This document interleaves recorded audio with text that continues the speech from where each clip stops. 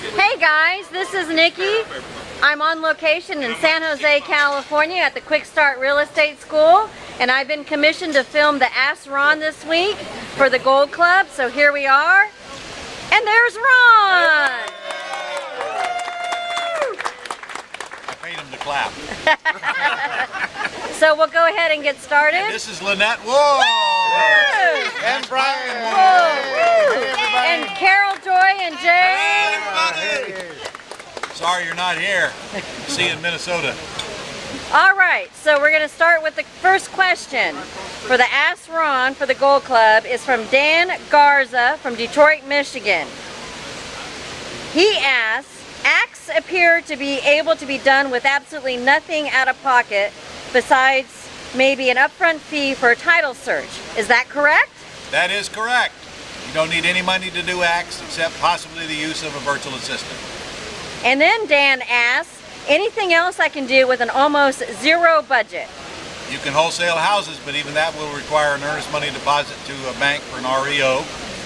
And you don't need money to do sandwich lease options either. And quite often you don't need money to do owner financing deals. And even when you do need money, which is mostly for an all-cash deal, you borrow that from a private lender. So you're on the right track. Acts is probably the smartest thing for you to do to get a quick check. All right, question number 2 is from Rick Farmer Jr.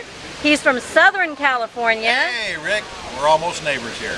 And he asks, wanted to know if you would get the deed or lease option manufactured homes. We have a lot where we live. I can do either, and they don't bother me. A manufactured home is just a home that was put together in a factory and then put together. Actually, they're stronger than stick-built houses because they're factory built. So no, I would do either.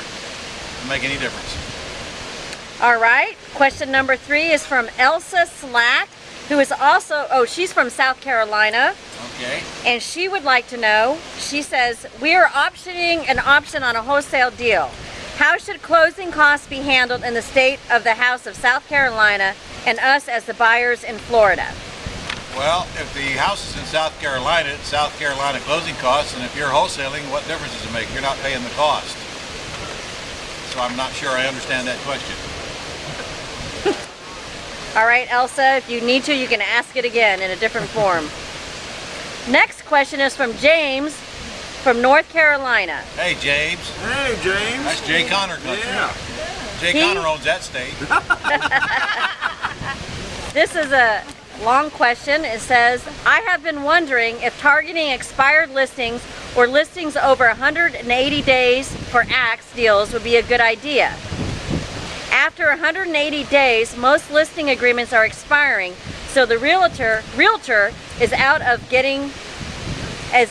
or getting ready to be out of the picture. And if the listing is 180 days old, the answer is yes. If you want to mail yellow letters to them, go to LeGrandYellowLetters.com, and we have a new company doing that for $1.25 a letter, all inclusive. LeGrandYellowLetters.com, and expired listings are as good a target as any and better than many, actually. I have students with pretty good success to them. All right, the final question is from Chris in Hawaii. I hope it's not that long. No. Chris in Hawaii wants to know, she said she just got done listening to the CD on trust, and it really brought home the concept of trust. Right. The only thing that wasn't clear to her is that if they use their LLC as the trustee, who do I name as a beneficiary? That depends on where the money's going. Wherever the money's going is usually the beneficiary. It could be just you.